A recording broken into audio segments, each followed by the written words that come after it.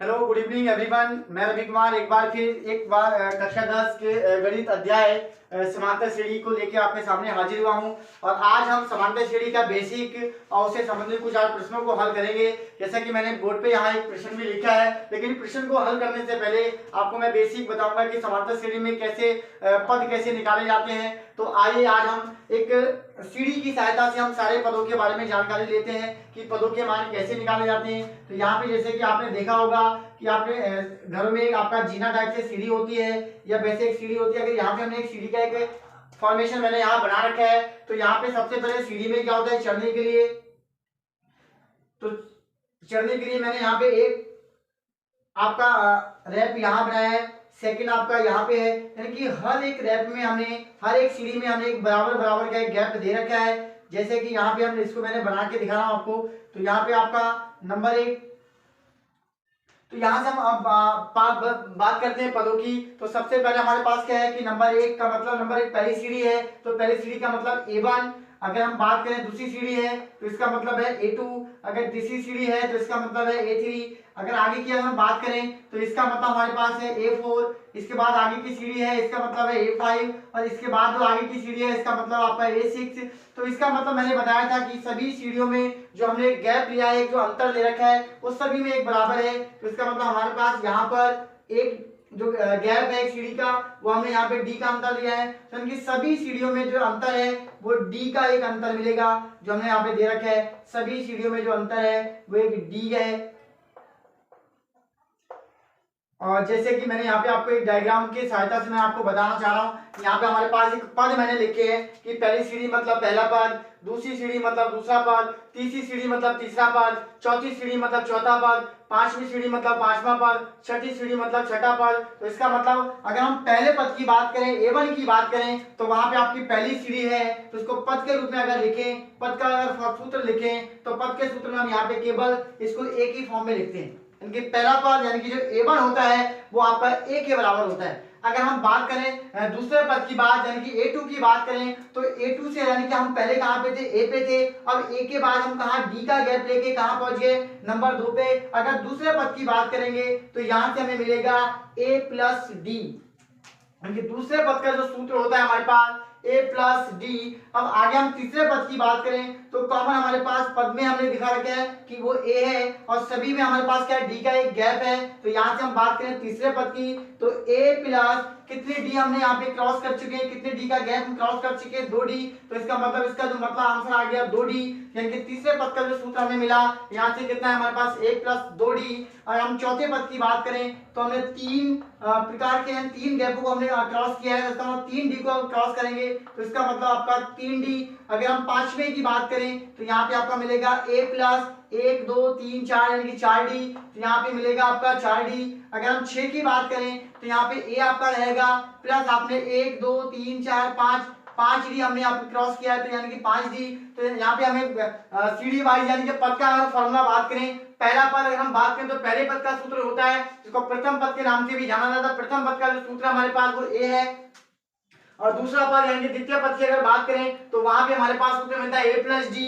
यानी कि अगर तीसरे की बात करें A प्लस 2D, चौथे की बात करें तो A प्लस 3D, और पांचवे की बात करें तो A प्लस आपका 4D, और 6 की बात करें तो आपका A प्लस 5D। तो यानी कि अगर देखा जाए तो आपका पद में आपका A के साथ अगर जो हम D की बात करते हैं डिफरेंस में आपका 1 की कमी आती है। अगर हम यहाँ से बात करें कि 100वें पद की अगर हम बात करें तो यहाँ पे आपका जो 100वां पद होगा यानी कि A100 अगर आपका पद होगा तो उसको हम लिखेंगे A प्लस 99D। अगर हमारे पास 1000 की बात करें तो A1000 की अगर हम बात करें तो A1000 का मतलब होगा A प्लस 999 यानी कि 999D। ऐसे अगर हम 20 की बात करें, A20 की बात करें तो यहाँ से मिलेगा A प्लस 19D।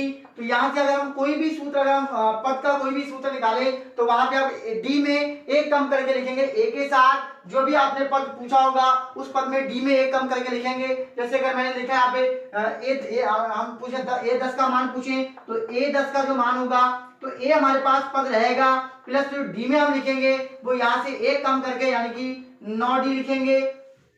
तो इसी प्रकार आप किसी भी पद की अगर हम बात करें तो आप डी में एक कम करके उसका पद का मान लिख सकें। जैसे 1000 के मैंने बताया a प्लस 999 डी, 100 का मैंने बताया a प्लस 99 डी। अगर हम बात करें 50 में पद की बात करें तो 50 पद यानी कि a50 की अगर हम बात करें तो a50 का मतलब a हमारे पास पहला पद रहेगा प्लस आपका, अगर हम 50 की बात करेंगे तो आपका डी में एक कम कर देंगे तो यानी कि 49 डी। तो इस प्रकार से हम निकालते हैं आपका पदों का सूत्र, यानी कि आपसे पूछा गया है पदों का सूत्र बताने का मकसद हमारा यहाँ पे था कि यहाँ पे लिखा गया है कि दी हुई यूएपी के प्रथम 4 पद लिखिए। प्रथम 4 पद का मतलब पहला पद आपको लिखना है, दूसरा पद आपको लिखना है, तीसरा पद आपको लिखना है, चौथा पद आपको लिखना है। तो जैसे कि मैंने आपको बताया कि पद का अगर हमें सूत्र निकालना हो तो पद का सूत्र कैसे निकाला जाता है, तो यानी कि हमें जीने की अगर सहायता सीढ़ी की सहायता से हम ले तो सीढ़ी में क्या होता है कि हर एक सीढ़ी में एक बराबर का गैप होता है। जैसे कि मैंने यहाँ पे दिखा रखा है, पहली सीढ़ी को हमने A1 लिया है, दूसरी सीढ़ी को हमने A2 लिया है, तीसरी सीढ़ी को हमने A3 लिया है, चौथी को आपका A4, पांचवी को A5 और छठी को हमने A6 लिया है। और सभी सीढ़ियों में जो गैप दे रखा है हमने वो पहली सीढ़ी में आपका D, दूसरी में भी D, यानी कि सभी सीढ़ियों में आपका जो गैप है वो D के बराबर है। अगर हम पहले पद की बात करें तो वहां पे आपका कोई D का ऐसा कोई गैप नहीं होगा, मतलब पहली सीढ़ी है मतलब A हो जाएगा। अगर दूसरी सीढ़ी है तो मतलब A तो हमारे पास पद तो रहेगा ही, लेकिन उसके साथ कितना गैप हमने कितना क्रॉस किया, यानी कि एक डिफरेंस हमने क्रॉस करेंगे तो मतलब A प्लस D। अगर हम तीसरे की बात करेंगे तो 2D यानी कि A प्लस 2D। अगर 3 की बात करेंगे तो A प्लस आपका 2D। अगर 4 की बात करेंगे तो A प्लस आपका 3D। 5 की अगर हम बात करें तो A प्लस 4D। अगर 6 की बात करें तो A प्लस 5D। तो इस प्रकार आप किसी भी प्रकार से कोई भी पद का अगर आपको सूत्र निकालना हो, जैसे कि मैंने आपको यहाँ पे A20 का बताया तो A20 का मतलब A प्लस 19D। अगर हम 10 की बात करें तो A प्लस 9D। अगर हम 100 की बात करें तो A प्लस 99D। अगर 1000 की बात करें तो A प्लस 999D। अगर हम 50 की बात करें तो A प्लस 49D। यानी कि कोई भी अगर हमें पद लिखना हो तो उस पद के लिए अगर हम D में एक संख्या कम करके ही लिखते हैं। तो यहाँ पे हमें इन क्वेश्चनों को हल करने के लिए हम सबसे पहले यहाँ पे लिखेंगे पहला पद, यानी कि प्रथम 4 पद अगर हमें लिखने हैं, जबकि हमें पहला पद और आपका सर्वांतर डी हमें दे रखा है। सर्वांतर का मतलब हमारे पास होता है कि इन पदों में जो अंतर होता है वो कितने का अंतर होता है। यहाँ पे जैसे कि मैं आपको यहाँ पे लिख रहा हूँ कि पहला पद हमें आंसर में इसका लिखेंगे पहला पद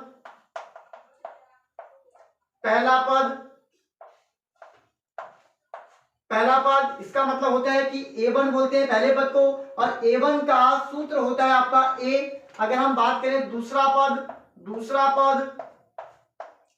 पद का जो हम इसको प्रदर्शित करते हैं A2, और A2 का मतलब सूत्र होता है A प्लस D।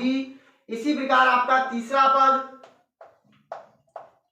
पद और तीसरे पद का मतलब A3, तो इसका मतलब होता है A प्लस 2D। ऐसे हमारे पास चौथा पद का मतलब होता है A4 का मतलब A प्लस 3D। तो इसी प्रकार हम आज इसके सहायता से हमारे पास A का मान और D का मान दिया है, तो आइए हमें A और D की सहायता से इन पहला पद, दूसरा पद, तीसरा और चौथा पद का मान कितना निकल के आएगा वो निकालते हैं। तो यहाँ पे A का मान यानी कि पहला पद हमें दे रखा है 10 है, तो 10 यहाँ लिखेंगे। उसके बाद हमारे पास दूसरा पद A प्लस D, तो A का मान हमारे पास दिया है 10 प्लस D का मान भी हमें दिया है 10, तो टोटल हो जाता है 20। आगे हम यहाँ पे लिखेंगे तो A का मान हमें दिया है 10 प्लस हमारे पास हो जाएगा 2 गुणा 10 प्लस हो जाएगा हमारे पास बराबर हो जाएगा 10 प्लस 2 धाम 20, तो इसका टोटल हमारे पास आया 30। यहाँ से हम देखें तो A का मान हमारे पास दिया है 10 प्लस 3 गुणा D का मान भी हमारे पास दिया है 10 बराबर हो जाएगा A का मान 10 प्लस 10 दिया 30। तो यहाँ से हमारे पास 10 में अगर 30 को जोड़ेंगे तो इसका आंसर आता है 40। तो इसके प्रकार हमारे पास एक एपी बन के तैयार हो जाती है। तो एपी का जो हमें निकल के आया पहले प्रश्न से, तो एपी हमारे पास निकल के आती है 10, 20, 30, 40। तो इस प्रकार हमने पहले पद का मान, दूसरे पद का मान, तीसरे का, चौथे का हम निकाल चुके हैं। तो पहले पद का मान हमारे पास 10 आया, दूसरे का हमारे पास 20, तीसरे का हमारे पास 30 और चौथे का हमारे पास 40। इसी प्रकार हम प्रश्न संख्या बी का भी आंसर निकालते हैं। तो यहाँ पे हमारे पास बी का आंसर निकालने के लिए यहाँ पे लिखेंगे पहला पद को हम दिखाते हैं A1 से, और A1 का जो सूत्र होता है A। ऐसे हमारे पास होता है दूसरा पद दूसरे पद को हम दिखाते हैं a2 से, और a2 का मतलब होता है a प्लस डी। ऐसे हमारे पास होता है तीसरा पद, तीसरे पद का मतलब होता है a3, यानी कि a3 का मतलब होता है a प्लस 2d। ऐसे हमारे पास होता है चौथा पद, चौथे पद का मतलब होता है a4 का मतलब होता है a प्लस 3d। तो हमारे पास यहाँ दे रखा है कि पहला पद, और पहला पद यानी कि प्रथम पद हमें दे रखा है यहाँ पे a का मान 10, सॉरी a का मान हमें दे रखा है यहाँ पे -2, तो यहाँ पे हम लिखेंगे a का मान -2।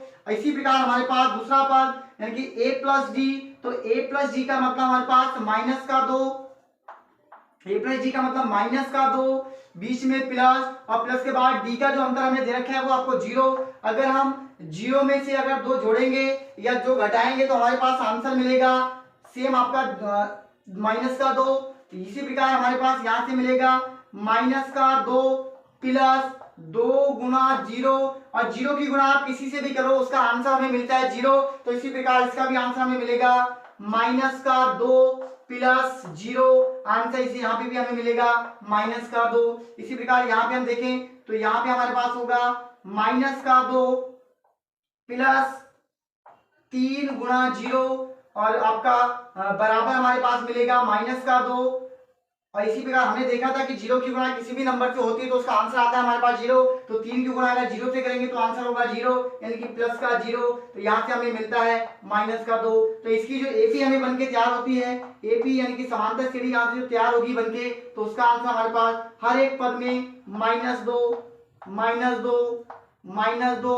-2 यानी कि आपका पहला, दूसरा, तीसरा, चौथा, अब कोई भी पद निकालोगे तो इस स्थिति में हमें -2 ही प्राप्त होगा। इसी प्रकार मुझे उम्मीद है कि आप समांतर श्रेणी के पदों की गणना और पदों के आगे 4 पद, अगर 5 पद, अगर आपको किसी प्रकार का कोई भी पद निकालना हो तो आप इस तालिका यानी सूत्र के सहायता से आप किसी भी पद की गणना करना सीख जाएंगे। इसी प्रकार ध्रुव कोचिंग सेंटर से बने रहें, और नए से नए वीडियो देखने के लिए चैनल को लाइक करें, सब्सक्राइब करें, कमेंट करें और अपने दोस्तों के साथ शेयर करें। इसी प्रकार आप इसका स्क्रीनशॉट ले सकते हैं, जैसे कि मैंने बोर्ड पे यहाँ पे 2 क्वेश्चन का आंसर करके दिखाया है। इसी प्रकार हम नई वीडियो के साथ ऐसी आपके साथ सामने हाजिर होता रहूंगा। जय हिंद, जय भारत, नमस्कार।